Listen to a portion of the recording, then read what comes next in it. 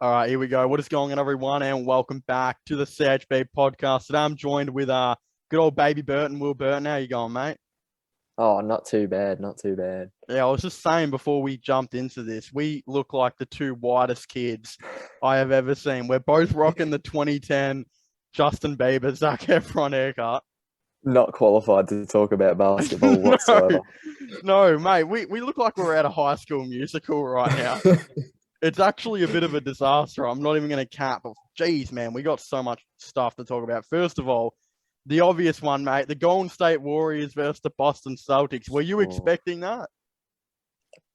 yeah, 100%. I remember I was on the train with Kane and I was Yeah, just yeah. saying the whole time before the conference finals started, Warriors in six, not Bucks. Warriors in six, Celtics in six. Yeah, the Heat made it a bit closer than I thought it'd be, especially since Mm. Hero was injured. They were pretty impressive, but it was overall pretty expected once the Celtics got past the Bucks. What is the point of PJ Tucker, mate? He literally does the exact same thing that I do. What is the actual point? I watched 3 Miami Heat games, right? And I reckon I Yeah, watched at least like 80% of all 3 games. He did not yeah, score once in the 3 games that I watched. His defense was pretty over yeah. the place as well. What is He's he's a good defender, but yeah, not all that, and doesn't provide a lot offensively. he was missing open threes too, man. I couldn't believe it. Like I was like, dude, this is the one thing you're supposed to do, and you're messing it up. What is going on? Yeah, they But dubbed him as the KD stopper last year against Brooklyn, and then KD went and dropped like 35 points a game in that series. yeah, I remember that. With the Celtics though, do you reckon they've got a chance against the Warriors, or are the Warriors just destroying them here? Because that seems to be the narrative that a lot of people are putting online now, I reckon. Yeah, no, I think Boston. There's some people that are saying that Boston have a chance, but I think Boston are a lot more of a chance than most people are recognizing. Outside of the first round against Denver, who were, like Denver's not a really good team, especially defensively. They looked invincible against Denver, but they got blown out in Memphis in game five without Morant by like 50 points. Mm, And they didn't they would be expected to beat the Mavericks. They're expected to beat the Grizzlies without Morant. They're expected to beat the Nuggets. They've yep. really performed how they don't look unbeatable. And Boston is probably the perfect matchup for them. If the Heat got through, I think that the Warriors would just dominate them. But the Celtics do have a lot of size and a lot of defense. I think I could see the Warriors winning the chip, but here's a big call. Warriors to win the chip, but Steph Curry to miss out on Finals MVP again. How Marcus funny would it Smart be if is it went to going to Wiggins?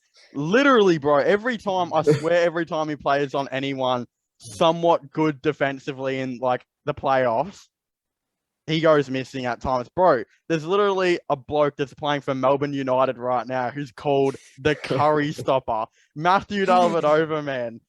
I don't know about the Curry stuff. He ended up on an IV drip after game Yeah, two, chasing him yeah, around the perimeter the whole game. very, But very true. Do you if reckon that's what's Marcus Smart stopping him, stops him though? I don't know about stopping him, but slowing him down. Preventing him?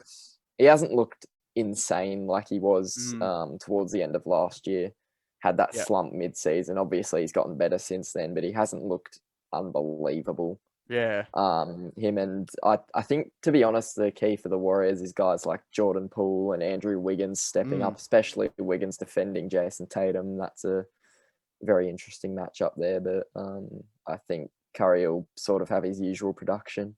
You're on to something with Wiggins because every single playoff game I've watched, Wiggins has been like really, really good. I remember this one game that I Yeah, watched, which was like a week or so ago. Dude, Wiggins hit like I think it was 4 threes in a row or something like that. And dude was just, man, he's been good these playoffs in certain games. I feel like really, really underrated for the Warriors. I reckon he could do really, really well against like the Celtics. Like if he, you know, does excellent defensively against Jason Tatum, and puts up like 20 points per game. I reckon low key, he's one of the keys to winning this, I think, for the Golden State Warriors. If he does all that, Warriors, it shouldn't be exactly too, I think hard for them to win this. They should realistically beat the Celtics in, I reckon, 6 games, but yeah, the Celtics could come out. I mean, they've surprised some people. This year they had a negative record. Then they sent Dennis Schroeder away and then just became the best team in the East, mate. So I think, yeah, I'll probably have them in 6. Is that, do we kind of agree on that? Warriors in 6? Yeah, I'd probably go Warriors in 6 or 7. I just think I love Boston as a team. Like, I love their players. I believe in Tatum and Brown. I think Brown's still criminally underrated. Yeah. But for them to win this series, those two will have to play. One of them will have to go off every game, if not both of them. And they just haven't been that consistent so far in their playoff run. They've had slip-ups and stuff. Like, they really should have closed the Heat out in Game 6. Yeah. You could argue that they should have beaten the Bucks in 6 as well. They've just had hiccups along the way. So if they can be consistent, they can definitely pull it out, but I don't think they will. Through the wastelands, through the highways.